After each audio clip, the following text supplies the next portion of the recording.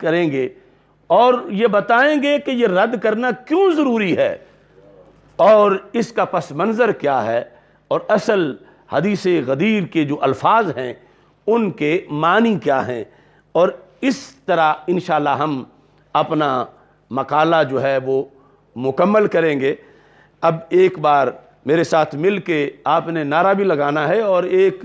نعرہ جس کا مفہوم 14 صدیوں میں آ رہا ہے، شاید نعرے کی شکل میں وہ آج ہم لگائیں تو یہ کوئی نیا نہیں ہوگا، یہ 14 صدیوں کا ہی ایک سبق ہے جس کو آج ہم موجودہ زمانے کی ضرورت کے پیش نظر ایک نئے عنوان اور نئے گلدستہ کی شکل میں پیش کریں گے۔ نعرہ تکبیر، اللہ اکبر، اللہ اکبر، اللہ اکبر، نعرہ رسالت، نعرہ رسالت، نعرہ رسالت، تاجدار ختم نبوت، تاجدار ختم معصومیت، تاجدار ختم معصومیت، تاجدار ختم نبوت، تاجدار ختم معصومیت، لبیک لبیک لبیک یا رسول اللہ، بسم اللہ الرحمن الرحیم۔ اب ہم حدیث غدیر من کنت مولاہ فعلی مولاہ، اس حدیث کی انشاءاللہ شرح کریں گے، اور سارے حضرات اس شوق سے سنیں کہ ہمارے آقا صلی اللہ علیہ وسلم کا فرمان ہے، نَدَّرَ اللَّهُ عَبْدًا سَمِعَ مَقَالَتِي فَحَافِظَهَا وَوَعَاهَا وَأَدَّاهَا۔ دعا ہے سرور کونین صلی اللہ علیہ وسلم کی جو مقبول دعا ہے ہر اس بندے کے بارے میں جس میں یہ شرطیں پائی جائیں۔ دعا کس چیز کی ہے؟ کہ اس کا چہرہ تر و تازہ رہے، اس کا مزاج باغ و بہار رہے، اس کو خوشحالی ملے۔ نَدَّرَ اللَّهُ عَبْدًا، اللہ پر رونق رکھے ایسے بندے کے چہرے کو، کس کو؟ من سمع مقالتی، رسول پاک صلی اللہ علیہ وسلم فرماتے ہیں جس نے میری حدیث کو سنا، فحافظہا، اسے یاد کر لیا، زبانی یاد کر لیا، ووعاہا، یاد کرنے کے بعد پھر محفوظ بھی رکھا، وَأَدَّاهَا، اور پھر آگے کسی تک اسے پہنچا بھی دیا۔ سامعہا، فحافظہا، ووعاہا، وَأَدَّاهَا، یعنی 4 کام جس نے کیے حدیث رسول صلی اللہ علیہ وسلم کے لحاظ سے، اس کے لیے رسول اکرم صلی اللہ علیہ وسلم دعا فرما کے گئے ہوئے ہیں، اور ہمیں اس پر یقین ہے۔ اس لیے تمام حضرات یہ حدیث کے یہ آج کے درس کو جو حدیث غدیر کا درس ہے اسے اچھے طریقے سے ذہن میں رکھیں اور ساری بحث کو محفوظ کریں۔ تو غدیر ایک مقام ہے، خم، غدیر خم، خم جگہ ہے جہاں پر ایک تالاب تھا، تالاب کو عربی زبان میں غدیر کہتے ہیں۔ جحفہ کے مقام پر حج سے واپسی پہ رسول اکرم نور مجسم شفیع معظم صلی اللہ علیہ وسلم نے وہاں پر صحابہ کرام رضی اللہ تعالی عنہم کے اجتماع میں ایک خطبہ دیا، اور اس کا جو مین حصہ ہے وہ حدیث غدیر ہے، من کنت مولاہ فعلی مولاہ یا فہذا علی مولاہ۔ اس سلسلہ کے اندر 2 باتیں ذہن میں رکھنی چاہیے، ایک ہے حدیث غدیر کا پس منظر اور ایک ہے عید غدیر کا پس منظر، یہ دونوں جدا جدا چیزیں ہیں۔ اور پھر ایک ہیں وہ لوگ کہ جن کے بڑے صدیوں سے عید غدیر مناتے آ رہے ہیں، اور ایک ہیں نئی نئی سواریاں جنہیں اب شوق ہو رہا ہے عید غدیر منانے کا، تو یہ دونوں طرح کے لوگ ہمارے مخاطب ہیں، اور دونوں کے لیے ہی ہم اصلاح کی کوشش کر رہے ہیں کہ حقیقی طور پر ان کو بتایا جائے کہ پس منظر کیا تھا، خطبہ کیا تھا، خطبے کے الفاظ کے صحیح مطالب کیا ہیں، پھر اس کو جن کو خطبہ دیا گیا، سب سے پہلے جن کا ہاتھ پکڑ کے دیا گیا انہوں نے اسے کیا سمجھا، پھر جن صحابہ رضی اللہ تعالیٰ عنہ کے سامنے دیا گیا انہوں نے کیا سمجھا، پھر ائمہ اہل بیت رضی اللہ تعالیٰ عنہم نے کیا سمجھا، اور چلتے چلتے پھر بعد کے اسلاف میں سید نا پیر مہر علی شاہ صاحب رحمۃ اللہ علیہ نے کیا سمجھا، حضرت حافظ الحدیث رحمۃ اللہ علیہ نے کیا سمجھا، اور ہم نے کیا سمجھا۔ تو اس لیے یہ نہایت ہی اہم گفتگو ہے جس پر آگے مستقبل کے سالوں میں مسلک کے تحفظ کا بہت زیادہ مدار ہے۔ جس طرح آیت کا شان نزول ہوتا ہے تو حدیث کا شان ورود ہوتا ہے، تو حدیث کے شان ورود کو اگر سمجھ لے تو پھر حدیث کے معنی کو سمجھنا آسان ہو جاتا ہے۔ تو حدیث غدیر کا شان ورود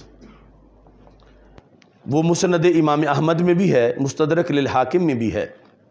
میں مستدرک للحاکم سے اختصار سے بیان کر رہا ہوں، ورنہ یہ جتنی کتابیں ہیں سب میں اس کا ذکر ہے، اور پھر بالخصوص اس کا جو ترجمہ ہے وہ میں اسی کتاب سے پیش کروں گا جس کو سنتے ہی بہت لوگوں کے بڑے دل دہل جاتے ہیں تصفیہ سے۔ تو یہ مستدرک للحاکم جلد نمبر 4 صفحہ نمبر 73، حضرت بریدہ اسلمی رضی اللہ تعالی عنہ وہ خود راوی ہیں،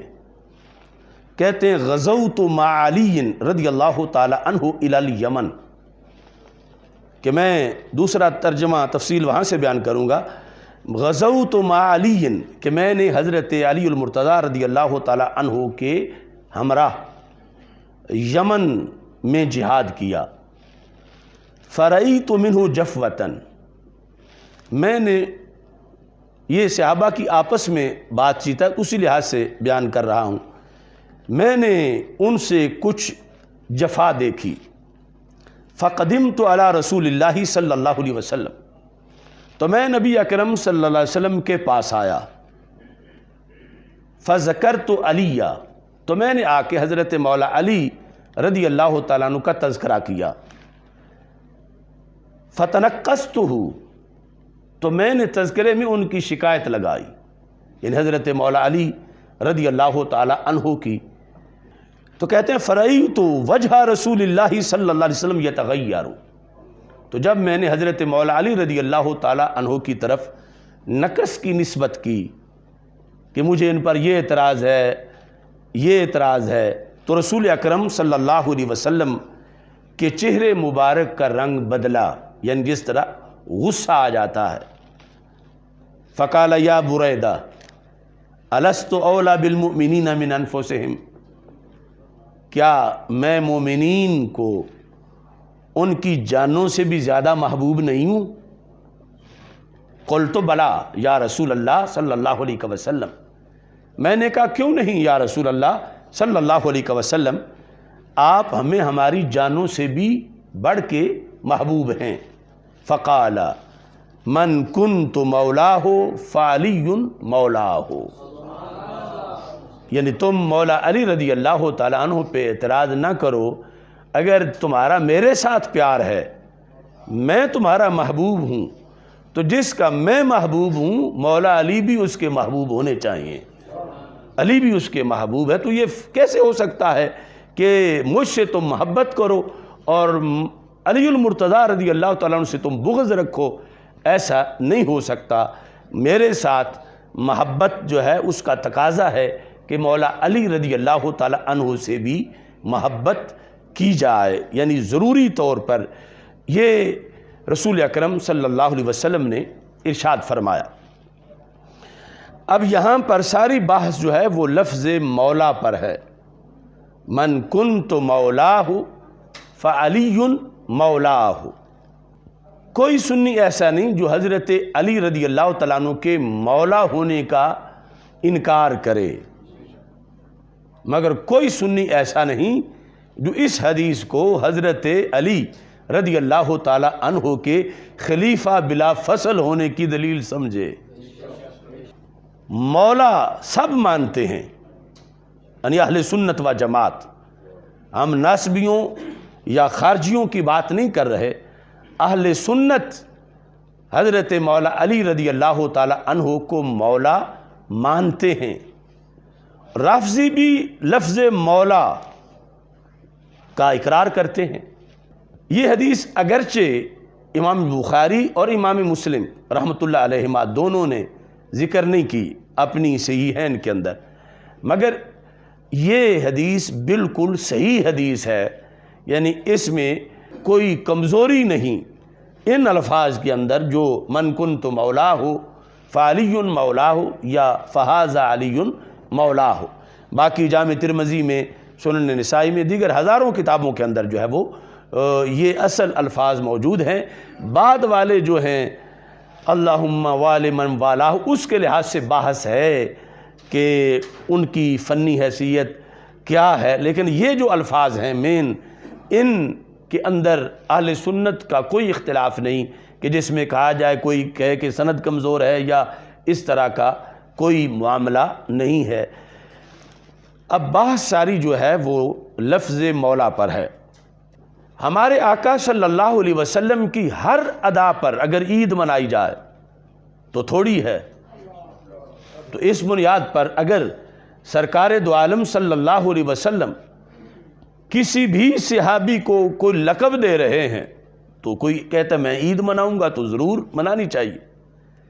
لیکن ایک جھوٹ پر عید منانا، پہلے جھوٹ گھڑنا اور پھر اس پر عید منانا، اور جھوٹ بھی ایسا کہ جس کا حملہ قرآن پہ ہوتا ہو، جس کا حملہ پورے دین پہ ہوتا ہو، جس کا حملہ سارے اہل بیت اور سارے صحابہ رضی اللہ تعالیٰ عنہ پر ہوتا ہو، وہ جھوٹ تو سننا بھی جائز نہیں، اس کی عید کیسے جائز ہو سکتی ہے؟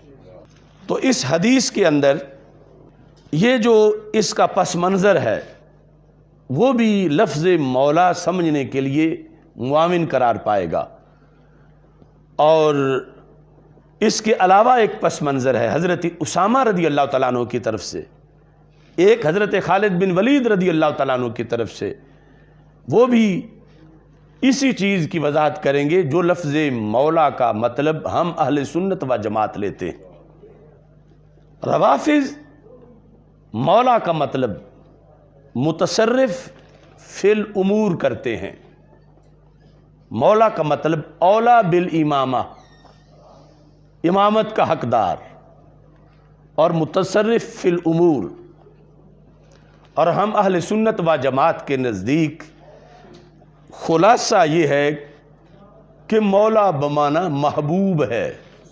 یعنی سرکار یہ واضح کرنا چاہتے ہیں کہ مولا علی رضی اللہ تعالی عنہ کی محبت کو ہلکا نہ جانو، یہ یوں فرض ہے جیسے میری محبت فرض ہے، اور اس کے بھی کچھ اسباب ہیں کہ یہ اعلان کیوں ضروری سمجھا